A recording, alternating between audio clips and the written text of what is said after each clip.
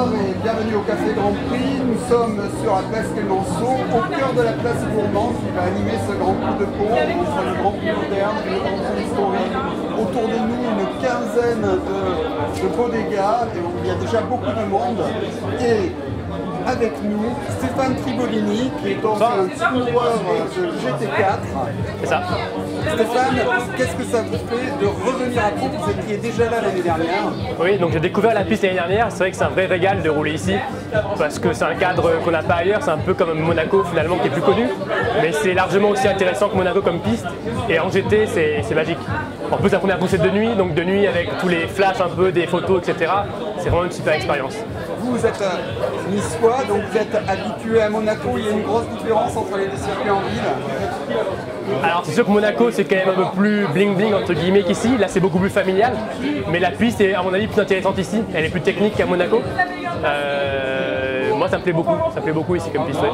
La GT4 qui est maintenant une épreuve phare, c'est quoi pour le grand public comme type de voiture? Alors en fait c'est des voitures qui se veulent très proches de la série. Le principe de départ c'est de prendre une voiture de série comme une Porsche GT4 par exemple, qui est un modèle de série, de rajouter un arceau, des suspensions un petit peu différentes, des pneus slick, et quasiment c'est tout. Alors au fur et à mesure ça a évolué, maintenant il y a des voitures qui sont quand même beaucoup plus spécifiques et plus adaptées encore à la course, mais l'idée de départ c'est vraiment d'avoir une voiture quasiment de série, avec un moteur de série, juste des freins adaptés, des pneus adaptés, des suspensions adaptées, un arceau, et c'est tout. Vous courez sur une marque anglaise. Oui, c'est une marque qui est assez peu connue, c'est Ginetta. Ça ressemble un petit peu à Lotus dans l'esprit, donc c'est des voitures qui sont assez légères et pour le coup c'est pas une voiture de série, c'est vraiment une voiture typée pour la course, beaucoup plus que peut l'être une Porsche ou une Audi qu'on peut avoir sur le week-end de Pau.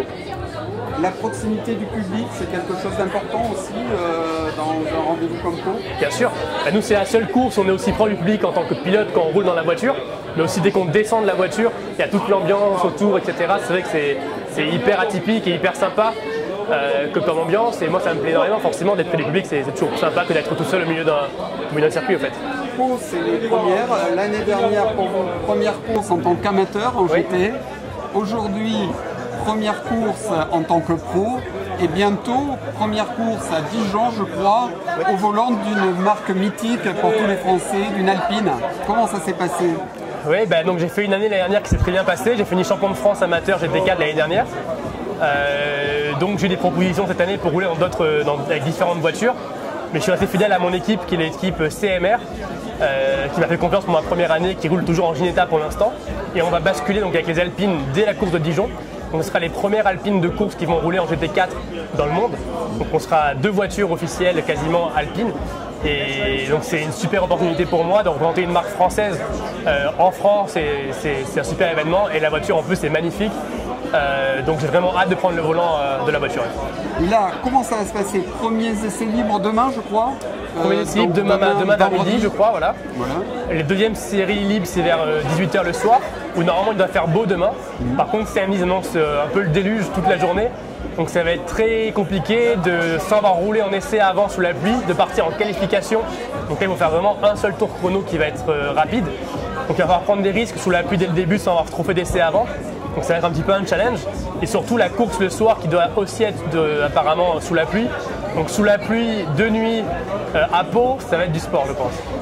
Donc du spectacle garanti, une nocturne qui est toujours mythique à Pau. Oui, c'est ce que j'ai dit, le fait de rouler de nuit, ça amène encore une ambiance qu'on n'a pas ailleurs. En plus, vu qu'on est très près du public et de la ville, de voir l'ambiance finalement, limite on sent un petit peu les odeurs des fois de barbecue ou autre dans la voiture, on voit les flammes des voitures qui ressortent, on voit les crépitements des flashs des spectateurs, c'est vraiment particulier, j'adore cette expérience-là. Ouais. Merci beaucoup, donc Stéphane Tribolini, et rendez-vous demain soir pour une nouvelle rencontre autour du Café Grand Prix. Bonne soirée. Merci.